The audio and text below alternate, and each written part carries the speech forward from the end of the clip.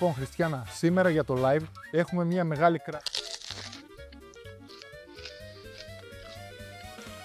Βλέπουνε τον κόσμο που τραγουδάει και θέλω να προσέξεις πάρα πολύ να μην μπερδευτούμε πού θα στρώσουμε τον